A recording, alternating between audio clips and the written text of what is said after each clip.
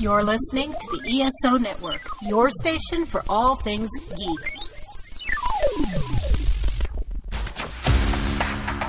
Exploring the multiverse of pop culture. This is Podcasserole. An Adam and JP show.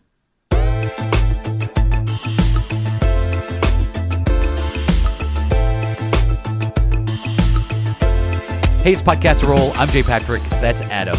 This is going to be a fun show. It is going to be a fun show. I'm excited. Coming up, we're going to talk about the music, or actually TV, of 1996. That's pretty specific. A weird time for television. Uh-huh. Like a lot of bad stuff on TV in 1996. Good stuff, too. Nostalgic, we'll say. A lot of bad stuff. Oh, yeah. UPN was in its prime. Oh, yeah.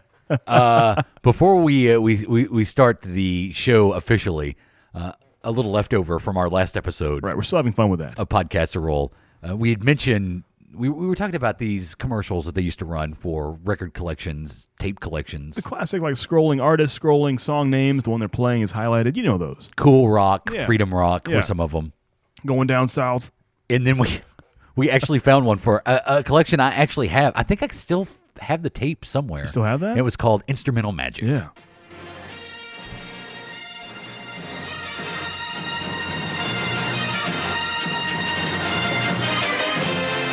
Mystic Music presents Instrumental Magic. 40 of the most beautiful melodies ever recorded. Just listen to these romantic favorites. Exodus, Ferrante and Telcher? I never listened to that one.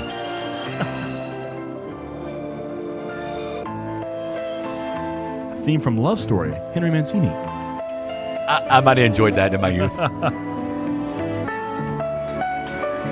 Theme from Summer of 42, Peter Nero. You had this? Over 2 hours. Yeah. Of best loved classics. Instrumental Magic is only available in this special television offer.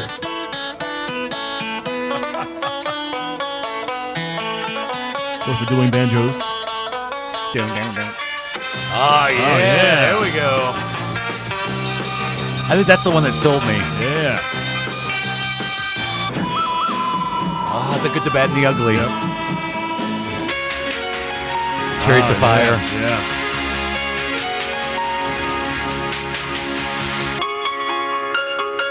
Music Box Dancer. Never heard of that in my life. That's what it is, yeah. The Sting. The Entertainer, The Entertainer, yeah. Order the Hill Street Blues. Sounds of Instrumental Mike Post. Magic today. 3 records or 2 cassette tapes, only $19.95. No CDs yet. Compact discs, only CDs. $24.95. There are the Here's CDs how there. to order. To order, call St. Elsewhere. 1-800-423-1300. That's 1-800. This is $4 shipping and handling. 1300. Please allow 3 to 6 weeks for delivery. Once I'm again, going to tell you, Adam, imagine a month and a half, you'd have forgotten about that. Plus for a 12-year-old Jay Patrick, Yeah. that 3 to 6 weeks was a long time. Wow. Did Instrumental Magic come today? Hey, do you want me to go check the mail? Did Instrumental Magic come today? Instrumental Magic. So when you got this after I'm 6 bugged weeks, about parents about you that. just put it on your record player and just sit in your room I had and the relax? tapes. Oh, yeah. Yeah. And it's like, It's a Star Wars theme on it. It started with the Star Wars theme. Yeah. It had the Indiana Jones theme on it. wow. There were 2 or 3 John Williams stuff on there. That's so weird. And that's how I learned, like, the Entertainer. Before I ever saw The Sting, I knew the Entertainer. That's so funny how far we've come. Like, you wanted that, waited 6 weeks, and it came in terrible quality. Now, if you have that in a moment's notice, within seconds, you can have it in your ears. Yeah. And fantastic quality. HD. That's crazy, isn't Like, it? if we want to hear the Star Wars theme in HD right now, it'd be very easy We to take do. advantage of the technology we have. Uh-huh. We really do. Yeah. I come from the Dark Ages, man. I feel like a time traveler. That's a big leap, though. Hey, you watched a new show. Speaking, this is all kind of connected because we're talking about music and we're talking about soundtracks. Yeah. And over on the CW, is it called the CW now? Yes. Yeah, it's the CW. Greg Berlanti just basically rules that network. Oh, yeah. With his Berlanti-verse hero shows. That includes Arrow and Legends of Tomorrow and The Flash and Supergirl. And this past, as a mid-season show, a new show debuted that Greg Berlanti is the producer of, and it's Riverdale. Yeah. Which is based off the Archie comics. Right. Which I'm surprised you checked this out. I know. I'm a big Archie Comics fan. Honestly, Archie was what got me. That's the first comic I ever read, if I'm going to be honest about it. Yeah. I mean, not the first superhero, of course, because he's not one, but as far as printed tangible comics, Archie comics, maybe followed closely by Nancy, actual Nancy comics. Wow. The first ones my dad introduced me to back in the late 80s. And so I kind of grew up with Archie. Still to this day, I see him. I'm like, oh, that's cool. I'm not in tune with the current storylines that are happening, but I'm aware of what's happening in Archie. And I've always been a huge fan of the characters and the stories and the fun times they had. And so seeing this was in production, even happening like a live action Archie, how could they not make fun of it? But they executed it properly. It's done very really done. well. Very well done. And it's all the characters that you know from Archie comics just taken seriously. Yeah. And it's not, now, all of those Berlanti shows have a bit of a soap opera quality to them. Oh, yeah, for sure. And Archie, and I've only seen the first 2 episodes. And Riverdale is no exception to that. Right. But it's still enjoyable. Yeah. It's good, it's a good, mindless, entertaining TV. Yeah. Like all those other shows. Right. Well, I'm glad you enjoyed Yeah, Riverdale. I'm loving it. And it's like you said, it's modern and it's well done. It's not jokey. I mean, even things that are jokey in the comics are made kind of a little more serious. Yeah. Like Jughead's my favorite character, and he are a little more serious. And I was like, how are they going to pull off the crown that Jughead always wears? But it's a cool hat. It kind of looks crowny, but it's not. No. Like I can't describe it. Yeah, it's like a modern hat. Yeah, I'd see a guy wearing that. I wouldn't think twice about it. But Like East Nashville, they'd be all over the place. yeah, exactly. Yeah. It's kind of funny. So not only Riverdale, but I've also binge watched and finally finished. For the first time ever, I finished Twin Peaks. I finally did. Oh, the original Twin Peaks? Yeah, because I can't watch the new one, but the hype got me, and I binged it. How weird is it that in the early 1990s, that was on network television? That is so weird, yeah. Yeah. Like ABC. watching that, I love that show. My wife can't stand it. She says it's more like a soap opera, but I love it. Yeah. The Log Lady. Yeah, it's really, really well done. Yeah. But it would never, ever, ever happen today, like you said. David Lynch. That just wouldn't It's happen. weird that David Lynch did TV. It's weird. David Lynch is doing HBO now because they brought it back. Yeah. But, in the early 90s, you didn't have... What channel was that, you know? It was ABC. It was ABC? Okay. Yeah. And it's just really odd that David Lynch did network television for 2 seasons, I think. Yeah. Was it 2 seasons? Yeah, the first season had 8 episodes. Number 2 had, I think, almost 20, around 20, I think. Yeah. Yeah. And then they did the movie Fire Walk With Me, Yeah. which is way different Yeah, that's what than the series. I still haven't seen that, but that's what I hear. And now they've got the revival with the original cast, most of the original cast. Right. And I really want to see that. There's got to be some way to stream that. I don't know. We're going to find out. HBO Go? Yeah. Well, I thought it was Showtime. Is it not Showtime? Oh, maybe it is Showtime. I think so. You're right. You're Yeah. right. It is Showtime. They've got to have some streaming something, right? Yeah. So what did you think of it? Did you enjoy? Yeah, loved it. Twin Peaks? Loved it. Yeah. Very well done. Very well done. Yeah. It's got that perfect mix of creepiness to it. Yeah. That Lynch style to it. That's definitely pre-Disney owning ABC. Oh, without a doubt. Because in that same time period, they did the Twin Peaks for 2 seasons. That was around the time they did the Stephen King's TV adaptation of The Stand. Also, the adaptation of It was in that same time period. It's a good time for ABC. ABC was trying some different stuff. Maybe not financially, but my favorite time for ABC. Yeah. Did you say they've brought back the Battle of the Network Stars? Really? Do you remember this from the... You Thinking of- may not remember this at all. That sounds familiar. I don't have any recollection though. But do you remember Track and Field Day at school? Oh yeah. Imagine Track and Field Day, except with all the stars of your favorite TV shows of the Wow. time. So physical actions, eh? Yeah, kind of. Yeah. Yeah, but that was the Battle of the Network Stars back in the late 70s and early 80s. Yeah. And apparently they're bringing it back. Now I have no idea With who's who? in it. I don't know. I'd have to look it up. Huh. But I just think that's crazy. Wow. That's come back. They did the there's the one where the celebrities would do circus tricks too. Really? Yeah. I doubt they bring that one back. We haven't had a chance to talk about it, but what do you think of young Sheldon? Have you seen that trailer? I think that looks pretty rough. Like, I am a fan of Big Bang Theory to an extent, where I can sit and watch an episode and enjoy it. I'm not a diehard fan, and I don't go on, I can't tell you the story arcs from season to season, but I've seen my fair share of Big Bang Theory. The Sheldon character is interesting. Oh yeah, without a doubt. He's really cool. And Leonard. I mean, my dog is named after Leonard from the Big Bang Theory. But this is too little, too late, right? I don't know. It depends on how they do it. I don't know. I mean, is Big Bang Theory coming to an end? Or haven't they signed that up for another 3 or 4 seasons Really? or something ridiculous like that? That's still happening? Yeah. Wow.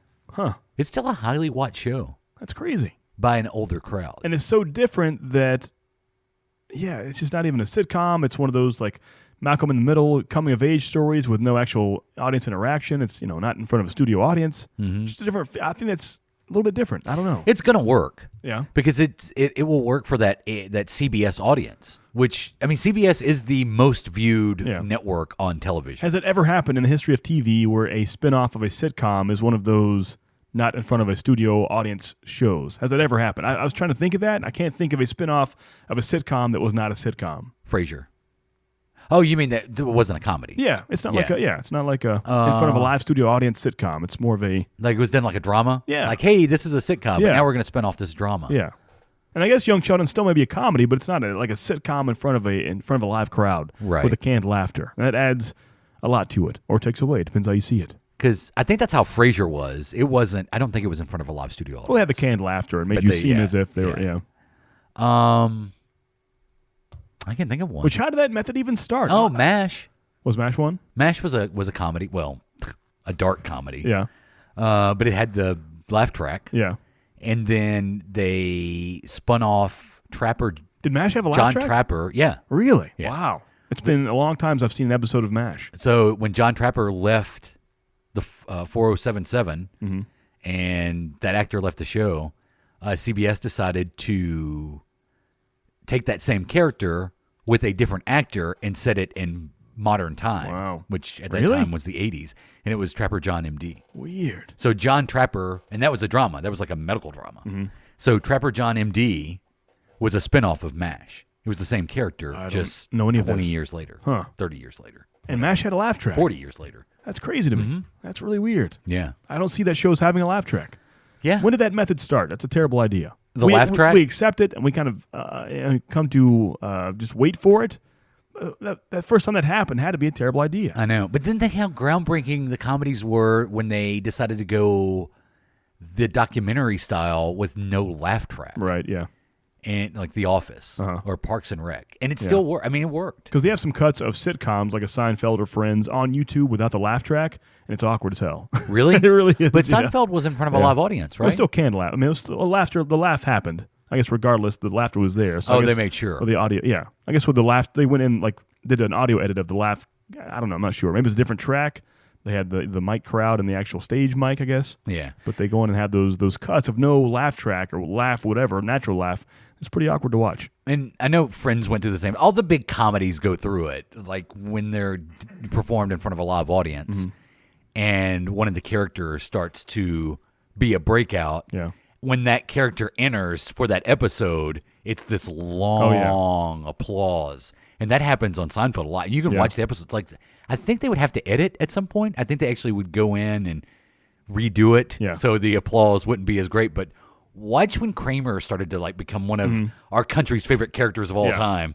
And when he would make an entrance on Seinfeld, it would take 12, 13, 14 seconds to everyone to stop clapping so they could continue the scene. Any episode of Married with Children, season 3 pass with Al Bundy, when he walks in the door the first time, same idea. He just stands there waiting to say his line for a good 20 seconds. Yeah. Which, think about what that has to mess with the timing of the show. Oh, yeah, I'm sure. Yeah, I think so. Well, we mentioned the CW show Riverdale, right? Yeah, done by Greg Berlanti, who also does the Flash and the Arrow. The guy that does the music for those shows, Blake Neely, does Arrow, Flash, Legends of Tomorrow. I watched a documentary on Netflix that I didn't realize he did the music for. Really? Week. Yeah. Which one was that? It's called The Keepers. It's from the same producers of Making a Murderer. Okay. And this follows the murder of a Baltimore nun in the 1960s. And that's what kind of brings you in. Like, oh, it's kind of like Making a Murderer, and it's about the murder of a nun in the 1960s. But then, I don't want to spoil it, but I can give you some basic roadmap points to tell you what you're in for. It becomes, as the series goes along, it becomes less about the murdered nun and more about the shenanigans of a priest that was overseeing the school where she taught. And it becomes more about him and what he seemed to get away with for a long time, and how he was protected basically by the Archdiocese of Baltimore. And when certain allegations would come against this guy, they would continue to move him around. And then he ended up in the school. And one of the theories about how the nun was murdered is that she found out what this priest was actually up to and was going to try to do something about it, and then end up being murdered. It's really interesting. Really? Yeah. It's I would say I don't think it's heavier than Making a Murderer. I don't think it's as... How long is it? sensational as Making a Murderer. Yeah, because I haven't heard of it before. It's called The Keepers. It's 7 episodes. Okay. Yeah, and it's on Netflix. I think it's been on Netflix for 2 or 3 weeks. Really? And it will really, man, it makes you so angry with the Archdiocese of Baltimore. Because they do that same thing where you kind of see the story behind the story, what's actually happening and how certain things are happening and how certain things are being squashed by this Archdiocese, regardless of what it does to the victims of this guy. When we finished it, we binged this. Rarely do I sit and binge a show all the way through in a couple of sittings. My wife and I watched this. We watched the first episode Memorial Day, and then the next night we finished the whole series. Really? It ended at 2 o'clock in the morning. Wow. Yeah. That's the fun way to do it, though. If you love it, just buckle down and do it. Yeah, we started at 6. That's great. And finished at 2 in the morning and finished that. I'll check it out. Yeah. It's from the, like I said, it's the producers of Making a Murderer. Huh. Same people. Speaking of binging and Netflix, I still just now thought about that when you said it. I haven't even finished Iron Fist, and I won't. I gave up on it. Well, I gave up. That's the one. I haven't even started it. You should give it a chance. I haven't even started it. Why yet. have you not I watched don't want to be disappointed with Marvel. But it's Iron Fist. I want to love Marvel. They can't all be good. Do you think I'll have to watch it to know what's going on in the Defenders? Because I will watch the Defenders. I wouldn't say you'll be lost, but I mean you'll be confused, I guess. So do you think if I just kind of skip, maybe I'll just read about it. You should watch it. Give it a chance. I'll just read what it's about online. I want you to see how bad it is because Isn't it just Danny Rand comes back, nobody believes it's him, Yeah, it's and he has basically to prove it's him? basically the Arrow show story. He's gone for a long time, comes back, and that whole deal. Yeah. Yeah. And this is, I mean, I find it odd that some people take up for that. I'm a hardcore Marvel fanboy, and this is terrible. It's a terrible show. I mean, I'll stand by. They all can't be knocked out of the park. I know, but some people are getting butthurt about people hating on Iron Fist. If it's bad, it's bad. I know. You know, you can defend all you want. Yeah. And you can be an apologist, but Yeah. if it's bad, it's bad. I mean, those fight scenes are terrible. The acting is terrible. The writing, I don't think the writing could have been saved. It's all around bad. And maybe because the lack of an interesting character, which I don't mind, the Iron Fist character, I have some of his comics, I like that, but just the way it's executed. Yeah. I'll get off my soapbox. But that reminded me, I tried to binge watch. That's the first time I've binge watched out of my own desire. You just stopped. Yeah, I was like, I can't do this. I'm sick. See, what about the Punisher show that's coming out? That should be good. I think They that'll be good. released some. Yeah, I think that'll be all right. Shots from that. Yeah, because once I got into Daredevil season 2, I did not want to stop. Right. Well, Until the Elektra episodes. there were a couple episodes in the middle. Yeah. But that seems to be the thing with every Marvel show. Maybe they should just do less episodes. Yeah. Because even with Luke Cage, as good as Luke Cage was, there was a couple episodes in the middle that were just there to get 12 or 13 episodes, whatever they were trying to do. Yeah, that was kind of like two different seasons that show did. Yeah, Once Cottonmouth the good one died, and the bad. Exactly. The good one and the bad one. Yeah. Yeah. But I still say the good of Luke Cage outweighs the bad. And you had 2 solid Daredevil seasons. Right. And Jessica Jones was surprisingly excellent. Uh-huh. in my opinion. Yeah, I like that a lot. So I like all the characters in the Defenders. I don't know anything about Danny Rand, but because I haven't seen it.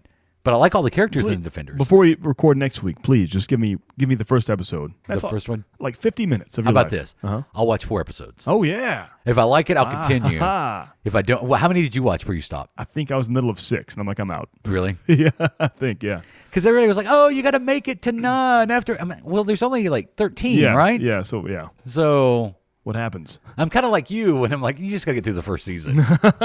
No. Shouldn't there be something interesting in the first season? And like I said, I think it could be because he's more of a martial artist guy like Daredevil is, but of course Charlie Cox has a stunt man that comes in and does the moves for him. Right. Where Danny Rand doesn't have an actual mask. I mean, even you saw the Defenders trailer. He's still wearing normal clothes. Yeah. What?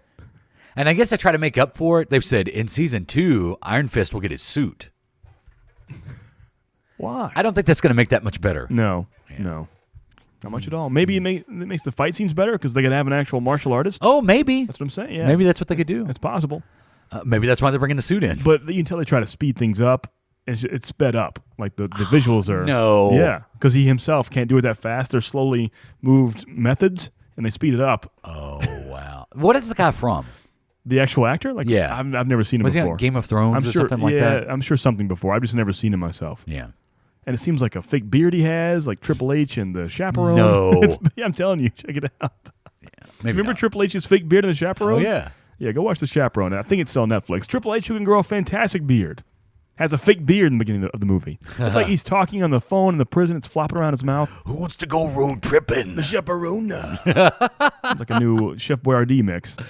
Hey, Adam, I saw a movie this past week. What did you see? Pirates of the Caribbean, Oh. Dead Men Tell No Tales. This is another installment of movies I've never been introduced to. The fifth Pirates of the Caribbean movie. Now, if you want to go back in kind of the universe of Earth Station 1, Yeah. I was part of their summer movie episode a couple of weeks ago. Yeah. And when we got to this past weekend, I remember saying, I think it's going to be a dogfight between Baywatch and Pirates of the Caribbean. Mm-hmm. I was right in the sense that no one cared about these movies. Oh, really? Yeah. Yeah. Baywatch debuted at number 3. Really? Underneath the Guardians of the Galaxy. Oh, wow. Guardians of the Been Galaxy was number 2. almost a month now, 3 to 4 It's been weeks? out for almost a month. Yeah. It was number 2. Number 1 was Pirates of the Caribbean, but only by about $5 million more than Guardians of the Galaxy 2. Wow. Yeah. And those are, once again, Pirates of the Caribbean is a huge, huge name. It's Disney-backed. Baywatch, it's a name, an established name, coming Yeah. up against The Rock. See, Yeah. everybody loves The Rock. but coming up against an actual comic no one had heard of 4 or 5 years ago, for the most part. Mm-hmm. That just shows what kind of product they put out. It's awesome. Pirates was okay. Mm-hmm. It wasn't great. That's the whole franchise in a whole, isn't it? I think the first one was really good. The second one was pretty good. Ever since then, it's kind of. What was it? Gore Verbinski directed the second one, Right, yeah. and so this one was better. How about this? Pirates 5 is better than the Pirates of the Caribbean movie with Penelope Cruz in it, which was the last one. Okay. It's better than that one. That's a plus. But the interesting thing about this is Johnny Depp has very little to do with the plot of this movie. Really? Mm-hmm. He's just kind of there, huh? He's just kind of there. He's almost like an observer of the movie. Really? Like he's not really integral to the plot whatsoever. I'm sure Javier Bardem's pretty good, right? Oh, he's awesome. Yeah, he's great. Yeah, he's great. Him being in the movie is why I say it's good but not great. Really? It's basically him and watching him. And there's a couple of flashback scenes where you see him before the curse. You see a young Johnny Depp, which I thought they just hired another actor. They just did the younging technology on him. Disney loves that now, don't they? They do. Love that idea. They love that. Wow. And the Jack Sparrow intro scene is kind of fun.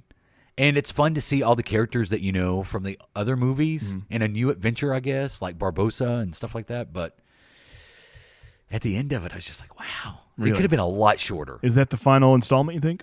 No. Because, it made some money here. It's going to have a huge international audience. Those Pirates movies always do. Mm-hmm. So we will get Pirates 6 at some point. That's so crazy. Mm-hmm.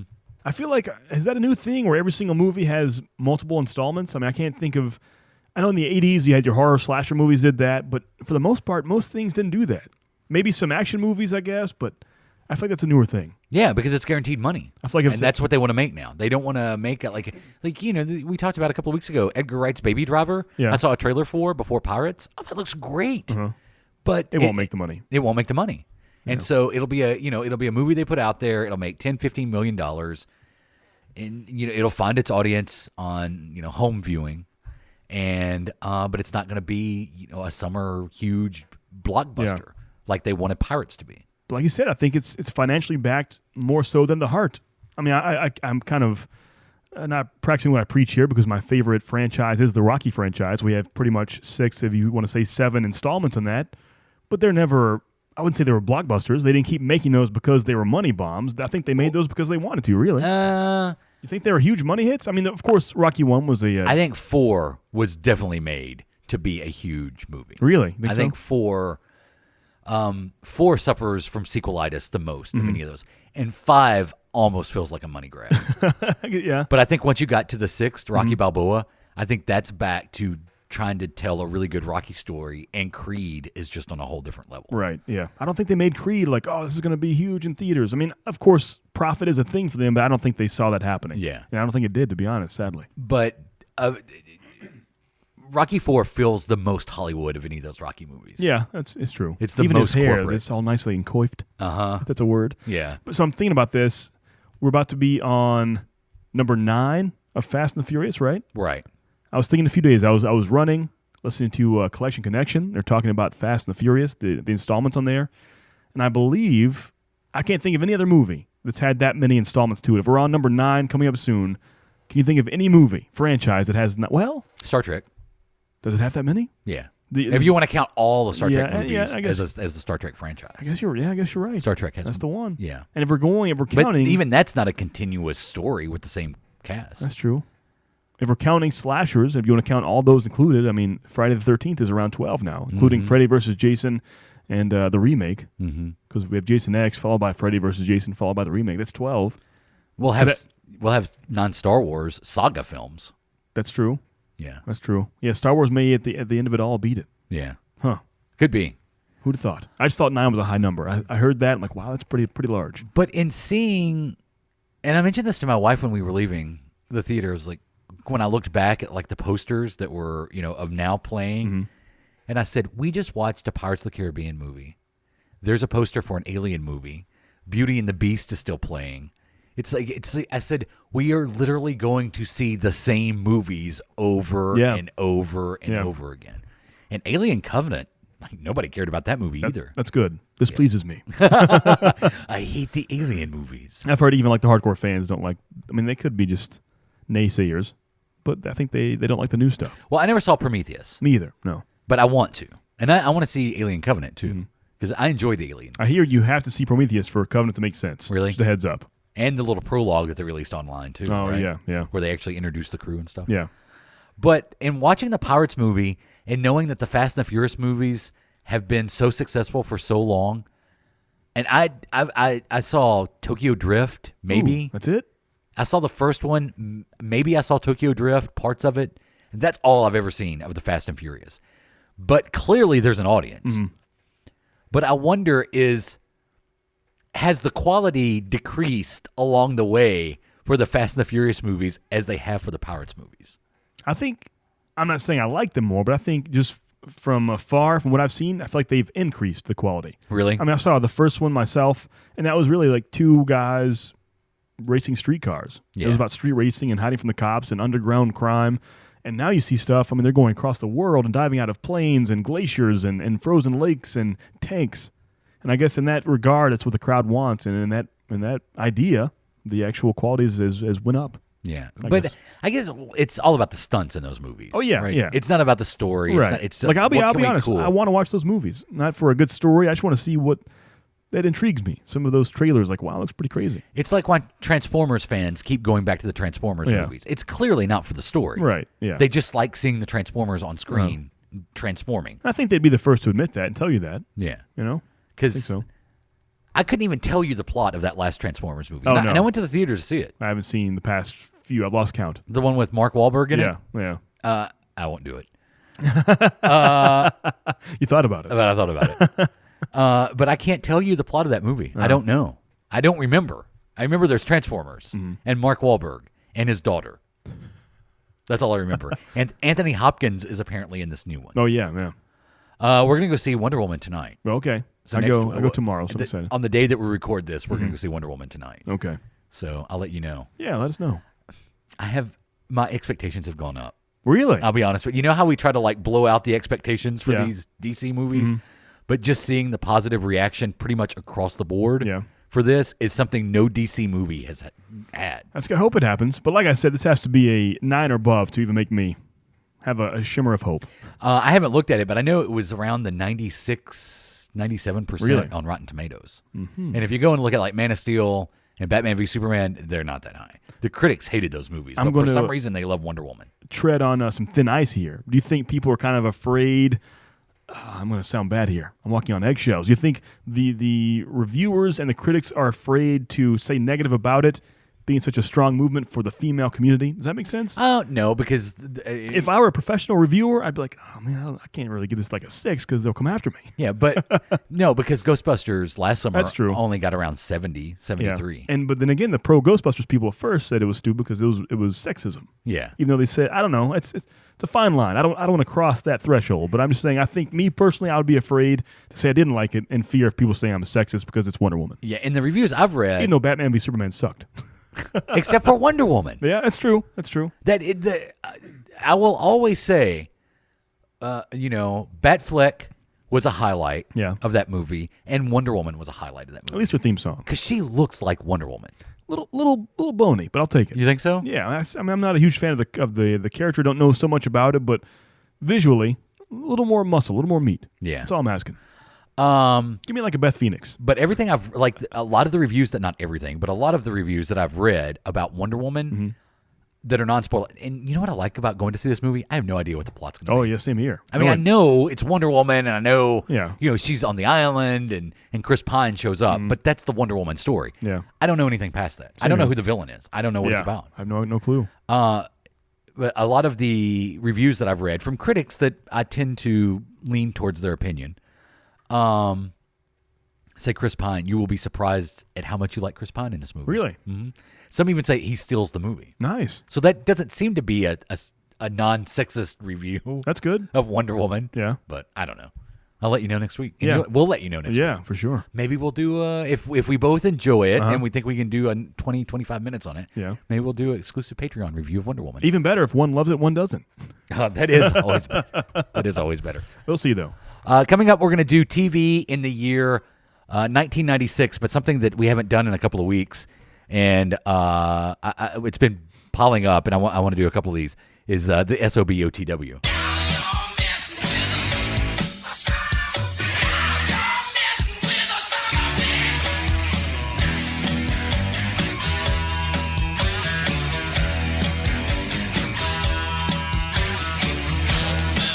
So it's very easy to be the SOBOTW. Just send us an email, ajp@adamandjp.com.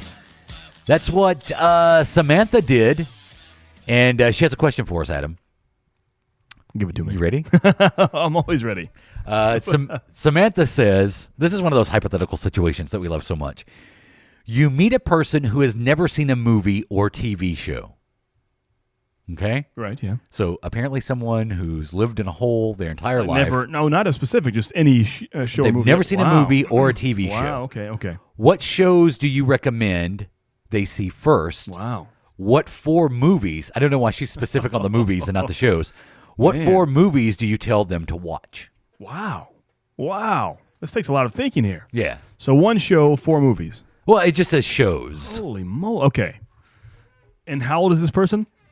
She doesn't specify, let's say Okay. 30. Okay. This is no preparation whatsoever. This is me thinking off the top of my head. If I had 1 show to show someone, I would say watch The Wonder Years. That's what I would say. Oh, that's a good one. Because I didn't grow up in that time, and it was still, to me, it holds a special place in my heart. It's a classic. It's a good story all around. I have no actual attachment to the 60s, of course. I was born in the 80s, but it's so good. It leaps across the decades. So for me, I would say watch Wonder Years. That's what I'm going to say. I would say watch Seinfeld, and then you'll know people are actually terrible. You think so? I'm trying to think, too. What would be like a good, solid show to watch? Wonder Years is a good one. That is really good. Yeah. That's a good call. Mm-hmm.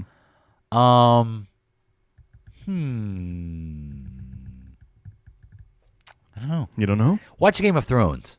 Because apparently everyone likes it but me. Yeah. So you should enjoy that show. You don't like the fantasy, the high fantasy, though.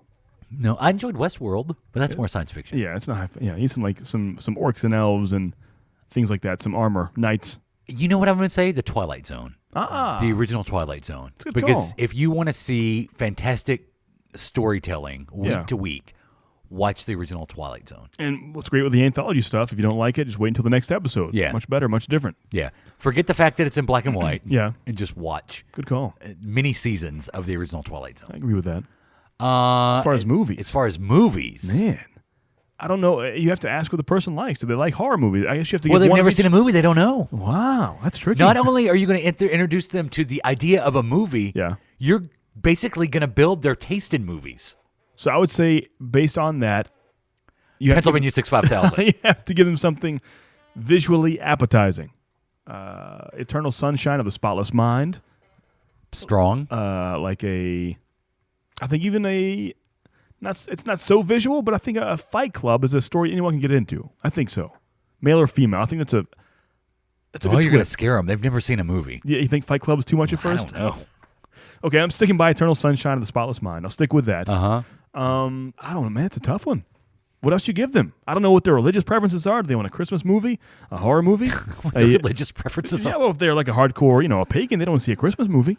Are they more of like a I don't know. Maybe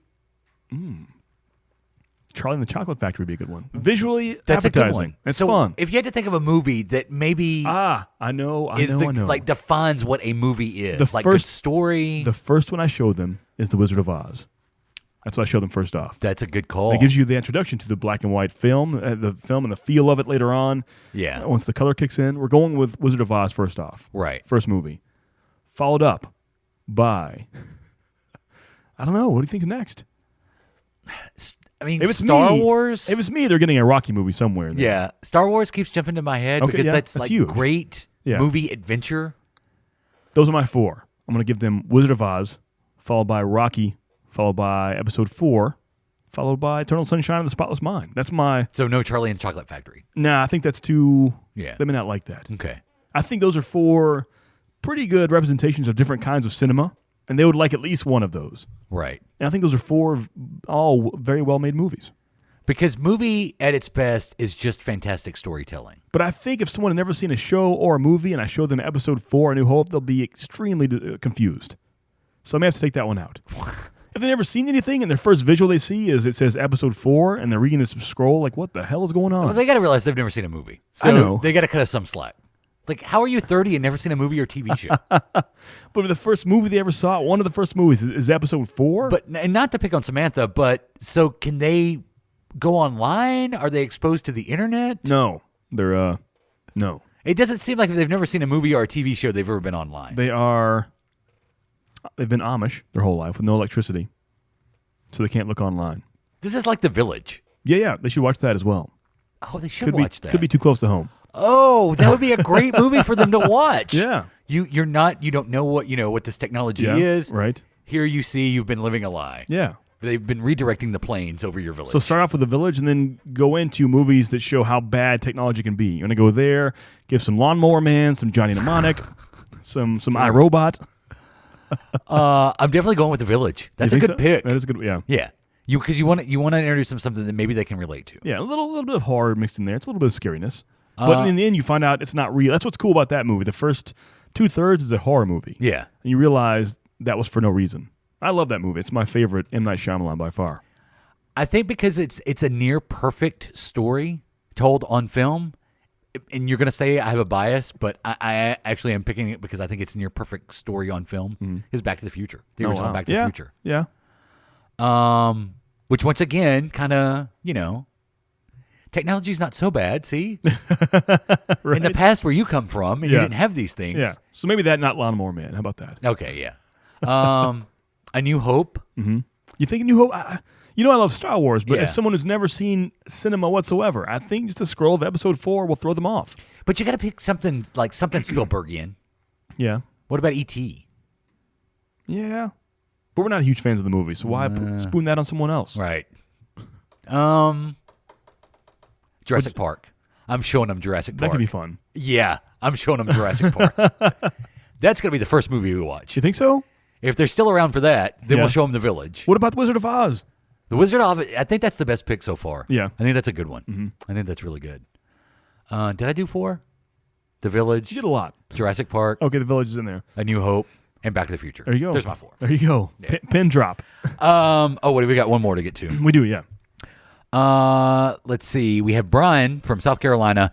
Just listened to the Gang Stalking show, which That was last that week. was fun. I think you might be dumb to the issue, Oh, wow. considering that our computers and TVs are constantly spying on us. Ah. So I think Brian took some issue to the fact that we basically said gang stalking is not real. But we said we're part of the problem. But I think this is two different things. Yes, your Alexis and your TV and your computer could be spying on you. Well, I think it's a fact that it's all being... Monitored. Yeah. Or could be monitored. There's no guarantee that it's being monitored, if you have it could be monitored. If you have a podcast, every week you can check the stats of where those downloads are coming from. Right. That means someone's being located where they download your podcast from. Therefore, if a free or a very cheap podcast site a month can do that, what else is happening? Their location services are turned on. Exactly, yeah. But I think that's different than this conspiracy belief that someone is trying to, interrupt and annoy your daily life for no apparent reason. I did watch a lot of gang stalking videos on YouTube last week, too. Yeah. Crazy, man. Like, these people seem normalish. Mm-hmm. And they just give these videos in their cars of 10 to 15 minutes of things going on. Yeah, and it's just daily life. Yeah. There was one where the guy walked out of Starbucks, and he goes, there's obviously somebody behind me. He's pretending like he's on his phone. And he's, look, there's a FedEx guy over there. He left as soon as I walked out the door. That UPS guy left. I mean, it's just daily life. There's one of a guy at Panera Bread I saw in a booth, and he said there are 3 people watching him. And these guys are doing normal, they're scratching their nose and playing with their watch. And he's saying, okay, these are the signs there. That's the guy saying he's to the left of me. Now that he just threw his elbow out to the right. That means I'm on to them. I'm like, what? Wow. Are you hearing yourself right now? Yeah. That's very different than the technology that we use. Yeah. Brian. Yeah. I think it's 2 different things. I think so. But please keep listening. Please. Even though we disagree. Don't leave me. And I think we have something from Facebook, right? We do, yeah. From a few weeks ago, Andrew Hane is commented quite a few times. I could be mispronouncing that. Hane? We'll say Hane. From the UK. Oh. Sorry, I had a fly on my screen there. Oh, so Andrew, you were like the UK. Andrew Hane from the UK. He says to our Facebook page, shower orange, it's great. Just did it this morning. What a great way to start the day. I've always been a fan of shower beer, which I didn't realize was a thing, so the step to shower orange was quite easy. My wife will always be giving it a try at some point. We'll also be giving it a try, sorry. We bought oranges specifically for this and keep them in the bathroom on standby. Cheers, says Andrew Hane from the UK. If you go back to a couple episodes, you talked about how you did this shower orange. Yeah. Love the shower. thing. I'm telling you, the shower. Have you done it since then? Yeah, in my past few weeks of eating terribly, I had the shower orange. Really? Yeah. You had to channel that inner aggression? Almost daily. I'm serious. I probably put that last week. I put down at least 4 shower oranges. Really? Yeah, like it was a thing. I would get ready for my shower, go to the fridge, take out my shower orange that was refrigerated, take it upstairs with my plastic bag. So later on, once the shreds are done, I dispose of those in the plastic bag. And probably 4 shower oranges last week. And your shower smells like an orange grove. Kind of, yeah. So good. And it goes down so fast. Please try one. No. I mean, what's the fastest you could eat an orange right now? Honestly. I don't know. Well, cut that in half, because that's a shower orange. That's a shower orange. I don't even like Beetlejuice. Oh, Beetlejuice. Said it twice. If you go listen to our sister show, Collection Connection, they did a whole episode about Beetlejuice. Yeah. And collecting Beetlejuice the movie, Right. Beetlejuice the animated series. I love Beetlejuice so much. Can I say too. that? Yeah. I think Mike Dudley, who was Josh's co-host Yeah. on that particular episode, is in the minority on Beetlejuice. Maybe not the biggest fan. Because he didn't seem like a big fan. That may be, I don't want to over-exaggerate here, but I think that may be the first person I've ever known to not like Beetlejuice. I know. Who doesn't like Beetlejuice? I don't know. Don't come at me with your Beetleborgs. Yeah. Or your Beast Wars. Wow. I guess it's Beast Wars. We're going to talk about both of those later on, Yeah. actually. and not love Beetlejuice. Yeah. First the Tarantino hate, now this. I don't know, man. Yeah, that was another Yeah. big reveal Yeah. on this past Collection Connection. Yeah. He doesn't like Tarantino movies. Yeah. I don't think we can be friends. I'd like to find someone else in the world who doesn't like Quentin Tarantino and Beetlejuice. That's got to be hard to find. That's true. I mean, really, that's tough. But loves Maniac Cop. There's only one Mike Dudley. Yeah, it's true. And you can find him on Collection Connection. They did Beetlejuice. What was it they did last week? What was last week? Was Mad that Max. Mad Max? They still, yeah. And then they did a Mr. T episode a Yeah. couple of weeks ago. Right. So good stuff over on Collection Connection. Yeah. Find it now. For sure. It was the year of 1996 in television. It was a good time. It was a great time. Well, it was an okay time. It was a time. We'll do that. Next.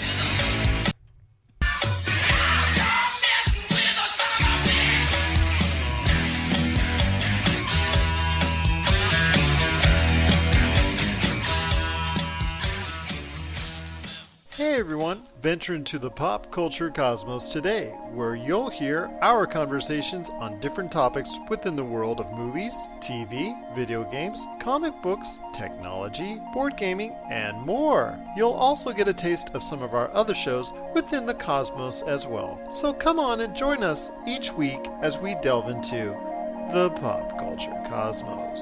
Welcome to the pop culture cosmos.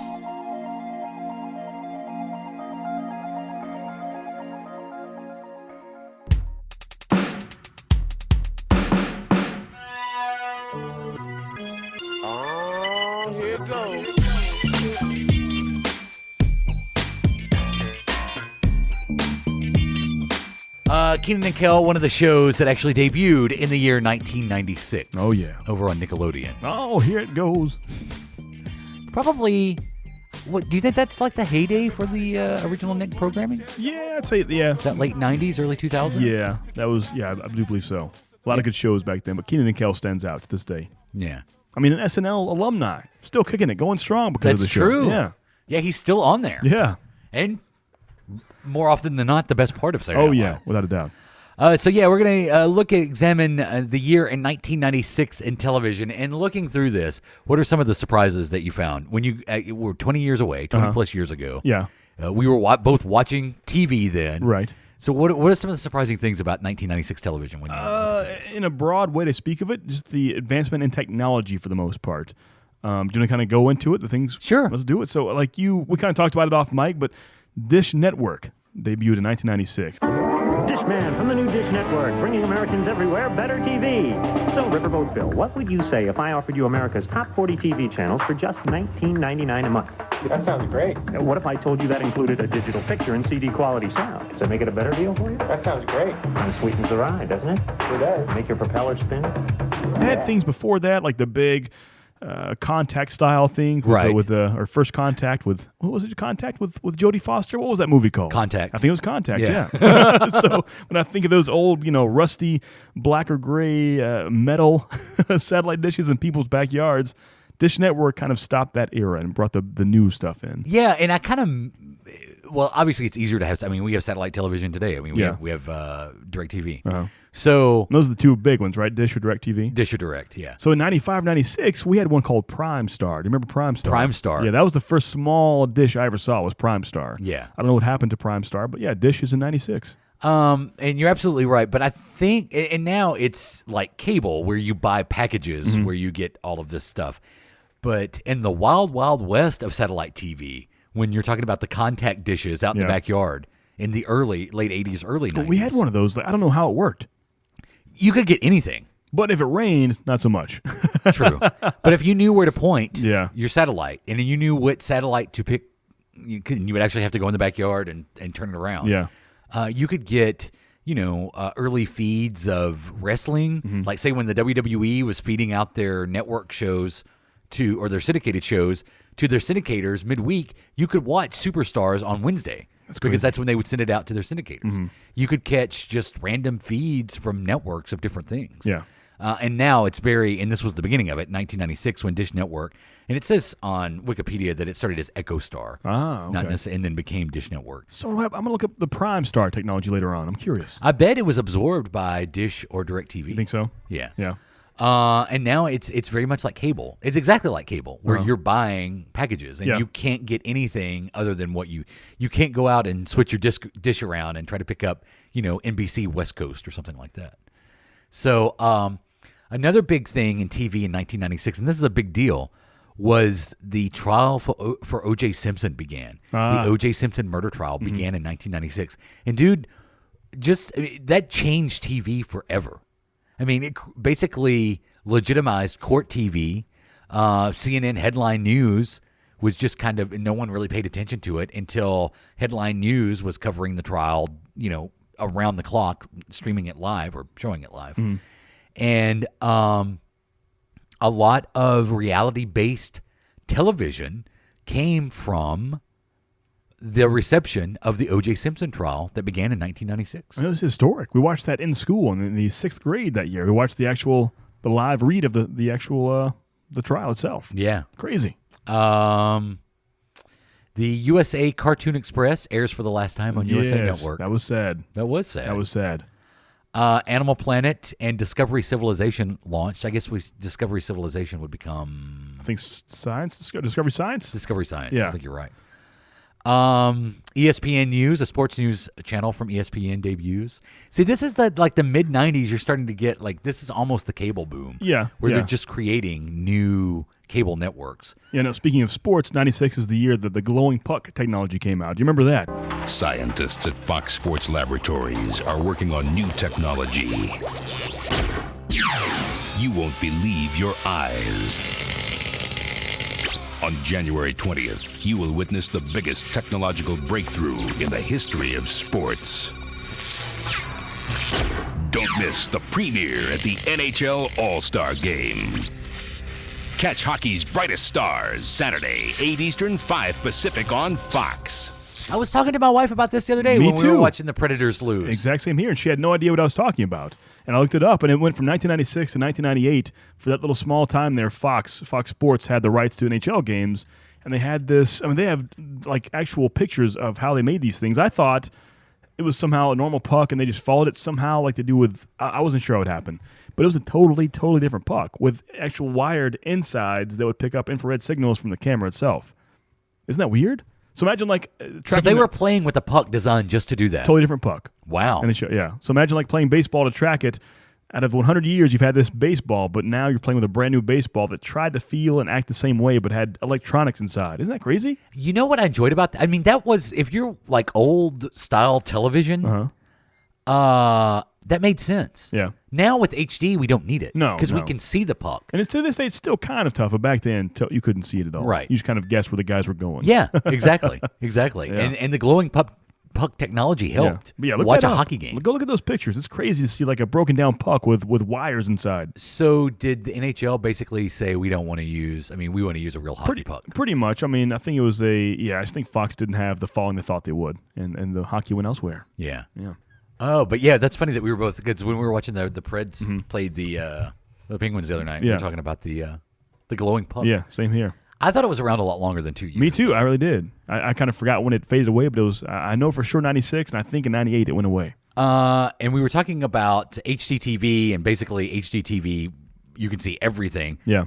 What was it? I was reading Zenith introduces the first HDTV compatible front projection television in the U.S. in 1996. I bet that was $10,000. They were. Yeah. Do you remember how expensive plasma TVs were? Oh man, that's Like, I can remember working in radio, even in the early 2000s, and doing remotes at electronic stores where they have plasma TVs on display, and they were like $7,000 or $8,000. My sister had one in 2001, I believe, a plasma TV.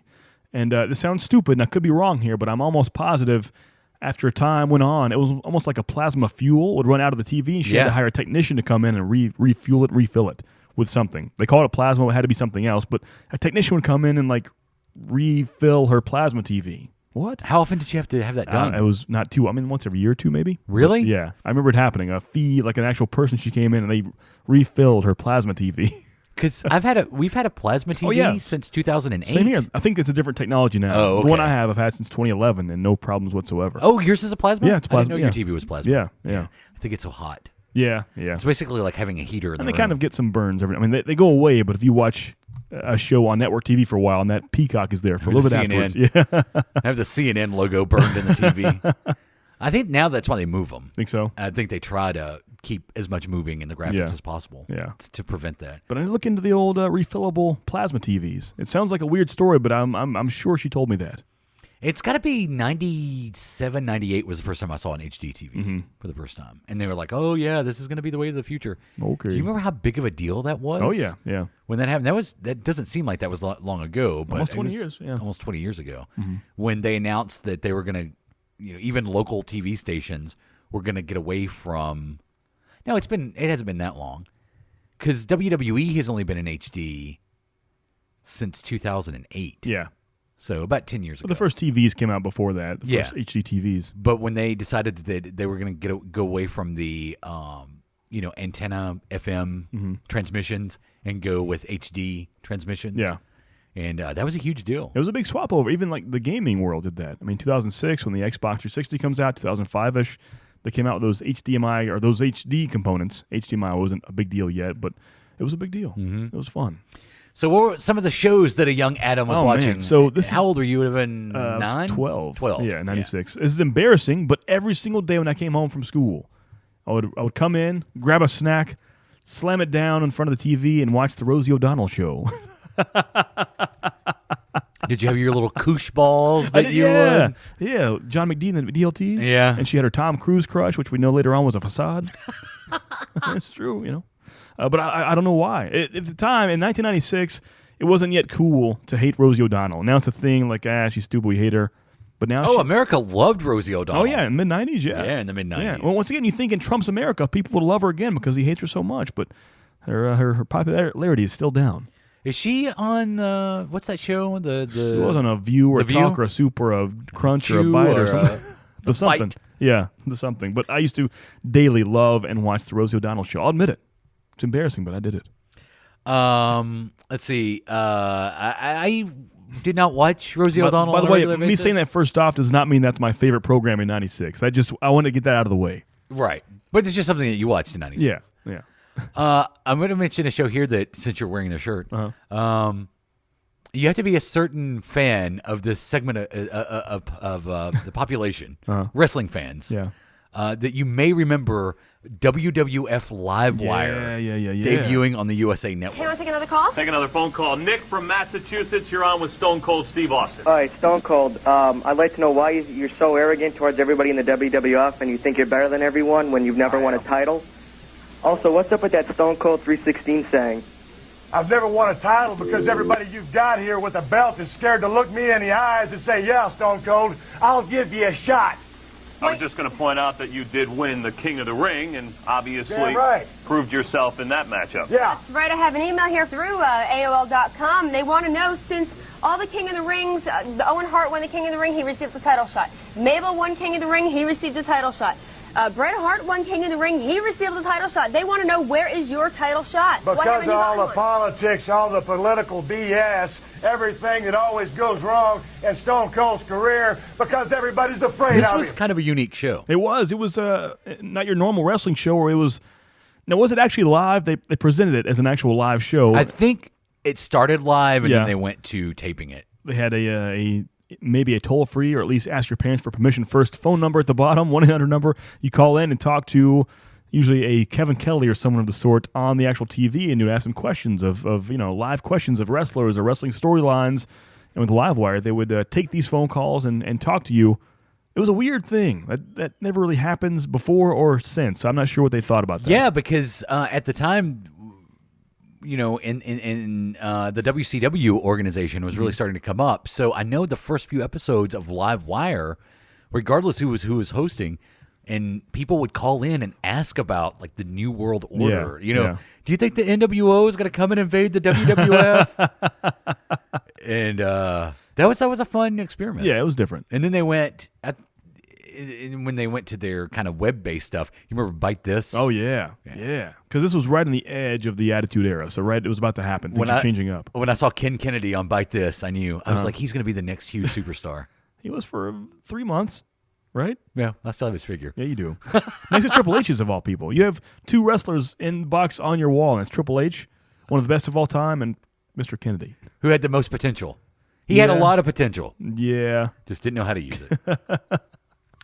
One of the other shows that debuted that you probably saw a commercial for if you watched WWF programming on the USA Network was Pacific Blue. Yeah. Do you remember that show? Yeah, Pacific Blue. Man, all those shows that were followed up after Raw had so many commercials, but I never ever watched them. La Femme Nikita sticks in my head. Yeah. Fat Farm, of course, then Pacific Blue. Did they had AC Slater, right? So Mario Lopez? Yeah. I believe he was he was on there. Yeah. Yeah, cops on bikes on the beach. Wow. Basically, Baywatch bikes. Yeah, pretty much. Baywatch bikes with Mario Lopez. Right after Saved by the Bell, too. Well, not right after. But the college years, perhaps. It's around a couple years after that. After the Hawaii wedding. Yeah. There were a lot of fun things happening, but I don't want to. Let's mix up a little bit and talk about a final season or two. Oh, yeah. And so in 1989, the show started. In 96, it ends. But The Fresh Prince of Bel-Air is one of my favorites. It's a good sitcom. It still has some good laughs, some very, very, very heartfelt moments as well. And it's fun to go back and watch some of those old episodes. It's pretty good. The way they ended The Fresh Prince of Bel-Air, I thought was great. Yeah. The fact that the show was ending and they had fun with it the entire series or season. For half that season, they were selling the mansion. Yeah. And then at the end of the episode, it's the empty mansion with just Will Smith standing. Yeah. Which is really good. It's crazy. What a great show that was. Yeah. Mm-hmm. Also ending in 1996 was Murder, She Wrote. It's true. After something like 30 years. Yeah, it was a long time. 1984 is when it started. 12 years on there, Yeah, huh? 12 years. That's crazy. Angela Lansbury. I'm not there yet. I've never seen one episode. Give me about 10 years. I'm going to check it out. Have you ever heard the TV theory that she's actually a serial killer? Really? That the Angela Lansbury character? No. Yeah, because you think she's in this small little town, and even when she goes on vacation, someone dies. and she's involved. Like, she's always connected to the murders, but no one ever suspects her as being the murderer. That makes sense. And with so many murders over 12 years, clearly she's the serial killer. Something's wrong there. Yeah. Wow.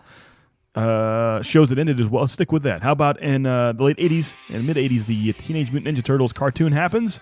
96, though. It goes away. But then for like 2 years. Well, like the original cartoon. Yeah, the original. Like the beloved. Yeah. I'll Teenage talk Mutant Ninja more about these in a bit, but I mean, shows like that, Captain Planet and the Planeteers ended, Biker Mice from Mars. Basically, this is Adam's childhood and animation. Take us through some of these shows. What they meant to you. Most of the, man, I mean, the Ninja Turtles cartoon itself, that was huge to me. I mean, that's what, for my generation of people, that cartoon itself is what started the popularity. Did you ever watch Captain Planet and the Planeteers at all? I remember it debuted on Earth Day, right? That makes sense. I'm not sure. Like but in the mid-'80s, mid to late 80s? Yeah. 87 maybe? Great action figures. Love those figures. Yeah. But they were good. You big white guy with a blue face. Yeah. But they all have like it's almost like an Earth, Wind, and Fire representation of the kids with the rings and got their powers. And what's the origin of Captain Planet? I'm not, for me, because I was always a big like Toxic Avenger fan. To me, that was the anti-Toxic Avenger. Because later on, they had like a Toxic Avenger cartoon, the same idea, like his toxic kids and all that. And so me, this was, like that, the version. It was kind of like a 30-minute episodic PSA every single week. Yeah. Just like say, hey, don't pollute. Watch out for this. Don't dump oils here. Don't do that. BP. And, it was a whole PSA for the whole thing. It was good for kids, and I liked it.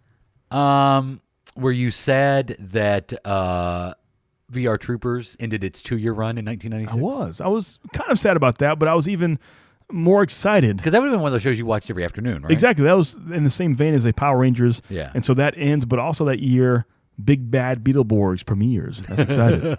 Did you ever watch that show? No. Okay, so imagine I didn't tell you the name of that show and you have a visual of what it is. Can I give you the full rundown description of what the show's about? Please. It's kind of long, so hang with me. A trio of preteens are dared by two snobby brothers into going into a haunted house that is occupied by a trio of monsters. The kids accidentally free a genie that is trapped inside of a pipe organ. The genie then offers to grant the kids one wish. And the kids decide they want to become their favorite comic book heroes, the Beetleborgs. The genie grants the kids' wish, but also accidentally unleashes the villains from the comic books as well. Now the kids must use their new powers as the Beetleborgs in order to get the villains back into the comics. How cool is that? You know that's cool. So was the Beetleborgs different than Big Bad Beetleborgs? No, it's all the same. It's all the same. Yeah. Okay. Yeah.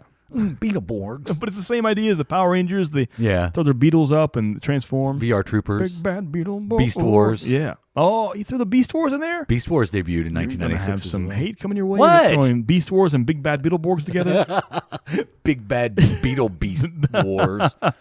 Yeah, Beast Wars Transformers. I never watched Beast Wars, but I know there are fans out there. I hear it's really good. That's what I hear. But I've never watched it. Was that the one that's kind of CGI animated by the computer? Yeah.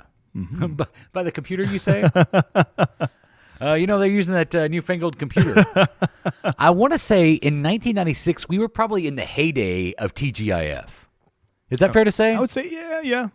Mid to, early to mids. Sabrina the Teenage Witch debuted in 1996. Right, yeah. And she was part of that TGIF lineup on ABC Friday nights. Very true. Yeah. Hi, I'm Sabrina, and I'm a witch. Do you believe in magic in a young girl's heart? Ta-da!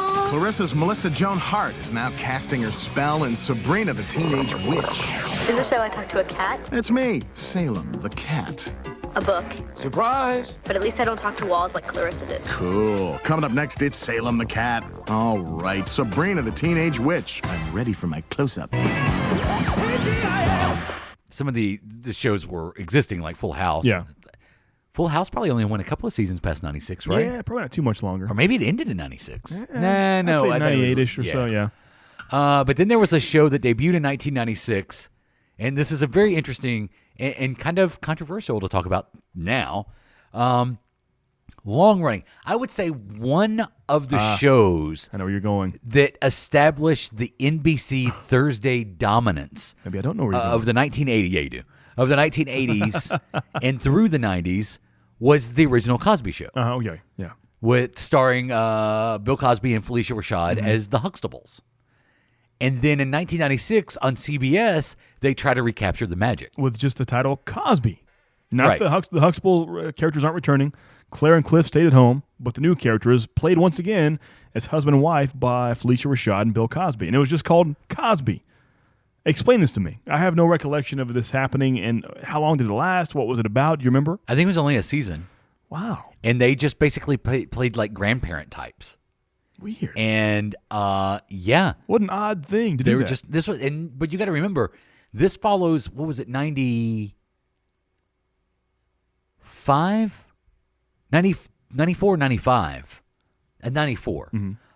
He tried on the NBC network a show called The Cosby Mysteries. Really? Where he was basically some sort of detective of some sort.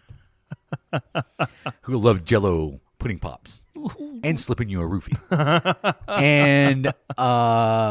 and then that did not work out at all. And so then they go over to CBS and try, okay, well, what if we put Bill Cosby back with Felicia Rashad, and they're different characters, but they're the lovable grandparent type characters. And it didn't work. Really? Yeah, the lightning in the bottle was the Cosby Show. Magic was lost. It was that cast for that specific show. Wow. And not necessarily Bill Cosby. Even though he'd had, going back to the 70s, going back to the 60s with I Spy. Yeah. Cosby was a bettable TV star. But after the Cosby Show ended, there just wasn't. Not so much, huh? Well, it was almost 20 years. Yeah. So. Yeah. I guess, when did it end? Not quite 20 years. Like 8 years or something like that. Yeah, it was a while, though. Did you ever watch the Incredible Hulk cartoon? I'm not sure why I didn't. I'm kind of mad. That seems right up your alley. I remember it happened. I was 12 years old. It could have been awesome, but it was on UPN, which could have been the main problem. A lot of UPN programming back then. Some of it all right. Most of it pretty terrible. But the Hulk in this one is voiced by Lou Ferrigno himself. Yeah. That's kind of cool. I believe that may be on Netflix. I need to go back, or maybe at least Amazon Prime. I need to go back and watch some of the Incredible Hulk cartoon. That's interesting that Lou Ferrigno would actually voice the Hulk. Yeah. Hulk smash. He got into a little spat recently, huh? Yeah. with Flash. Flash Gordon. Yeah. Flash. Oh. That happened, though. If you want to look, now, clearly in the year 2017, we are living in the heyday of original television on outlets such as HBO, Netflix, Amazon, AMC. Everybody does fantastic television now. Even in 1996, it was still primarily network stuff. But HBO would try some original programming. And I think one of the first breakthrough shows was the TV show Dream On. Oh, yeah. And it ended its run in 1996. Yeah. Oh, really? Okay. And I think Arliss began its run in 1996.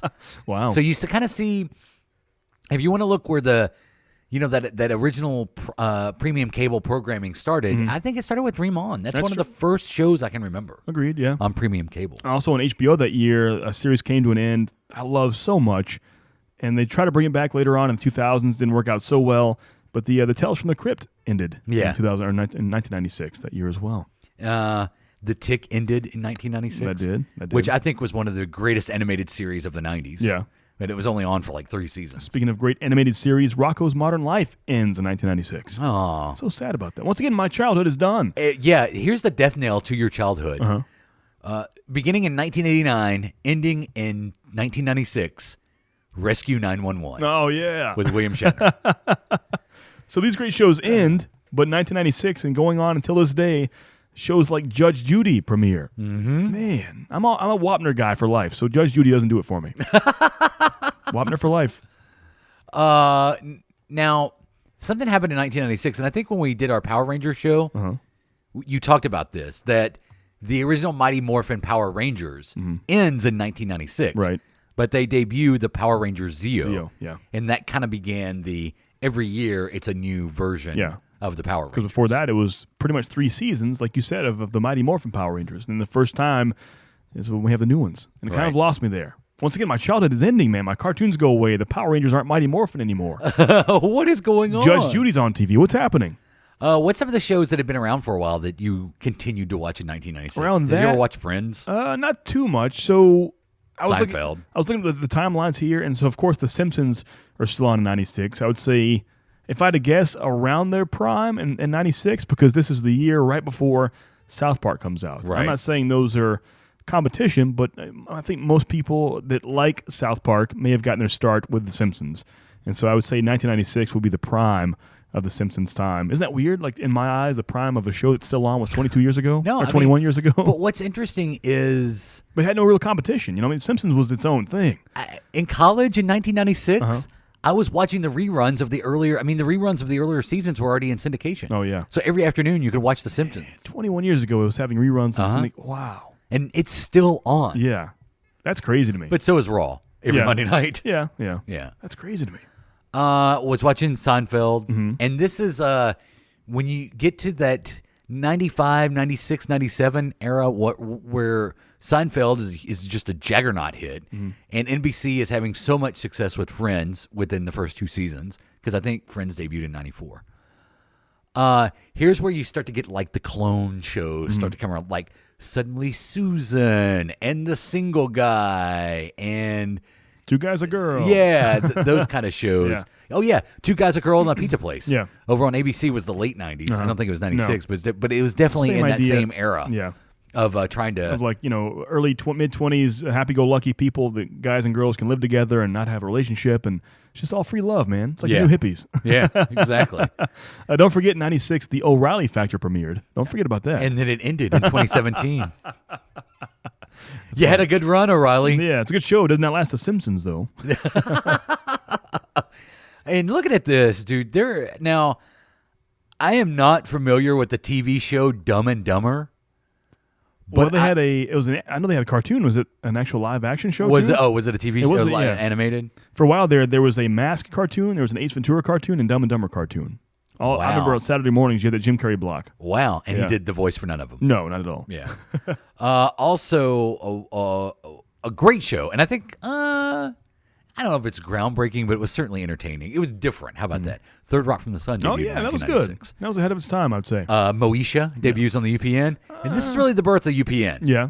Now, by at 96, the Moesha show, which I would be lying if I said I didn't watch, was on, and you have other shows on there like In the House and Malcolm and Eddie, shows like that on UPN, and then it just bust onto the scene the following year with Buffy the Vampire Slayer, which I guess started as a WB show, but then eventually WB and UPN would join into one show. Yeah.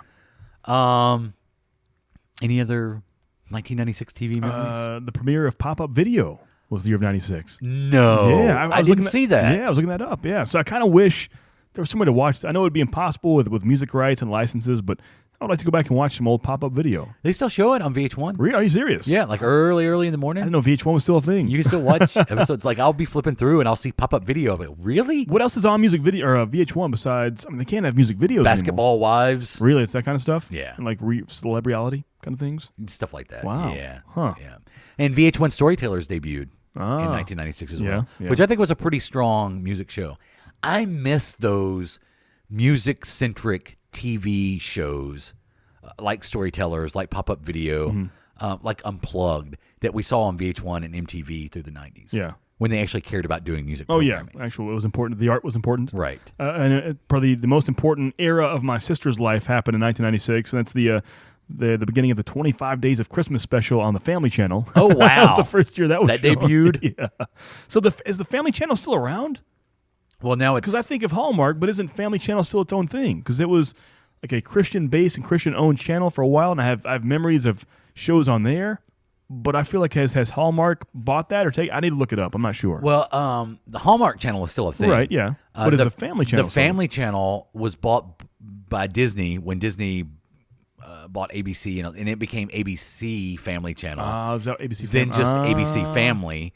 But now it's called something totally different. It's not ABC They Family? rebranded. Really? As something totally different. Yeah, because Squirrel Girl is on that network, or will be on that network. Yeah, for a long time, in my recollection, it was just called the Family Channel. Right. Yeah. But then once it's like Pretty Little Liars and stuff, because I think that was on the Family Channel. And even like, ABC Family. Secrets of the American. What's it called? Like the girl in high school is pregnant and My Secret Life. No, what's it called? Yeah. You know what I'm talking about. I know what you're talking about.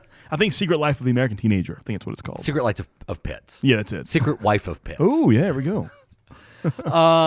One last thing that I'm going to mention here that I had no idea happened until, and I'm still, I want to know more about this, but apparently Fox, in conjunction with the BBC, and I'm sure if you're a Doctor Who fan, you know this, they actually did a TV movie with the 5th and the 7th Doctor. Really? On Fox in 1996. Fox aired a Doctor Who movie. Really? That it was kind of a joint venture type thing. And I don't know the success of it. I don't know the plot of it. And I've never seen it. But I find that very interesting. And that's crazy because that's honestly about a big 10 years before it hit before the over boom, here. before the comeback. Yeah. But I guess it was still on. Yeah. Doctor Who had been on. I don't think it had left by 96. Close. It was around then. I'm not sure, but it was almost off for 10 years, right? Yeah. I could be wrong, but I think so. Yeah, I think you're right. Yeah. Maybe that was like the ending. Yeah. Maybe they just did a big TV movie. But I know it aired on BBC in the United Kingdom and then aired on Fox in the U.S. Huh. Tonight on Fox. Big year for TV, though, for sure. Yeah, the X-Files were still going strong. Yeah, I would say the X-Files probably hit their stride in 96. I would imagine Married with Children was still going strong. Yep. Right? Didn't look it up, but I'm pretty sure. Yeah. I love that show so much. Uh-huh. It needs more recognition for it. It does. Married with Children? Yeah, I feel like people are forgetting about that. Well, it was different. I mean, I watch that to this day and still belly laugh by myself. And what a just, let's just throw everything at the wall, something's going to stick approach Fox had in the early days. Mm-hmm. And Married with Children worked. I would make a safe assumption that without the success of Married with Children in the mid to late 80s, you don't get a successful Fox in the 90s that can invest in bringing a show like The X-Files to television. Yeah. And try doing different things like that. I believe Roseanne was still kicking back then. Mm-hmm. I love some Roseanne. Yeah, that was still around. A lot of the late 80s shows were still. Law and Order was still on. It still is. It's still going.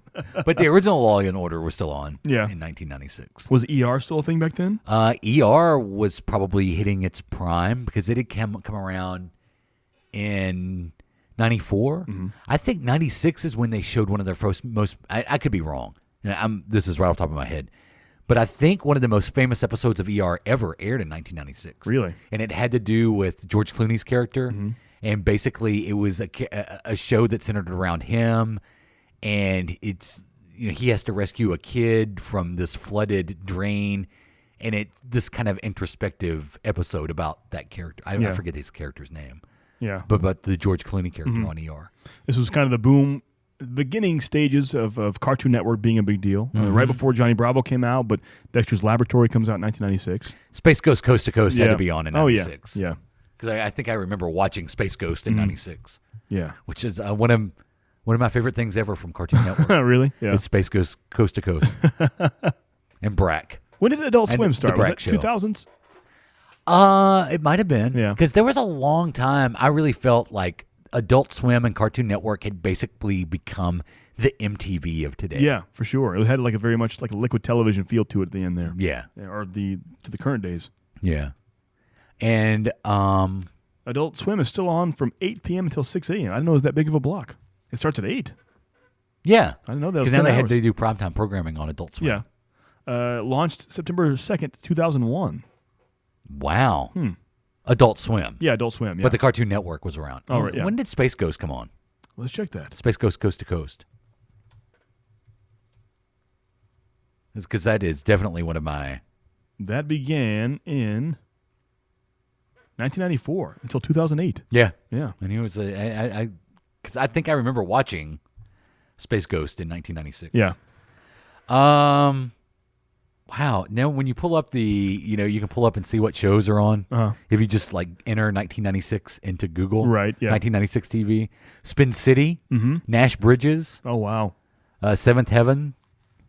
And then, do you remember the TV show Profiler? I remember that. Not at all. Jamie Foxx show from I remember, 1996 to 2001. The Pretender, is that on there? I think I saw that was 96. Yeah, The Pretender. So. Oh, I remember that. That was good, yeah. Yeah, that was an interesting show. Also, what else did I see on there? I forgot. Clueless, the TV show. Oh, yeah, that was good. Mad About You was still on. Scott Bakula was in a show called Mr. and Mrs. Smith. What? I don't remember that at all. The Steve Harvey Show debuts in 1996. Millennium. Wow. Let's cash in on the end of the decade. Yeah. Let's cash in on the end of the millennium. 1996. The Daily Show debuted in 1996. Oh, yeah. That was with probably Craig Kilborn back then, right? Yeah. Yeah. Yep. E! True Hollywood Story debuted in 1996. What happened to Craig Kilborn? Where is he? Yeah, that's a good question. Wow, he's kind of disappeared, didn't he? He did kind of disappear. Home Improvement was still around. Yeah, Law & Order started in 1990. There's still a Law & Order show on today. Blue's Clues debuts in 1996. Transformers Beast Wars, we mentioned that. Early Edition, I remember that show. Didn't know Craig Kilborn was an ESPN anchor on SportsCenter. Yeah, that's where he started. I had no idea. And then went over and did The Daily Show. Huh. And then didn't he host... Was that me? I think so. What did I do? And that was your chime. Didn't he... Did he ever host Late Show? Yeah. Okay. So you went from The Daily Show to The Late Show. Uh-huh. Oh, cool. Yeah. After Craig Kinnear. Or Greg Kinnear. Greg? Now I'm confused. No, it is Greg Kinnear. Yeah, because Craig Kilborn. Did Kinnear do that? He did that as well? I know yeah, he did. Greg Kinnear did The Late Late Show. Weird. Huh. Uh-huh. Yeah, and he hosted Talk Soup. He did a lot of almost successful things. Yeah. He was on The Late Late Show for a while. Really? That's funny. Well, there you have it. The year 1996. That's a big one. If we missed something, if we missed your favorite show. I'm sure there's tons we missed. If you're like, you didn't talk enough about Judge Judy or the Jamie Foxx show, let us know at adamandjp.com. I did like the Jamie Foxx show, but also if you want more of that, facebook.com/adamandjp, on Twitter at adamandjp, and of course, patreon.com/podcastroll. I'm Jay Patrick. That's Adam. Feature podcast roll.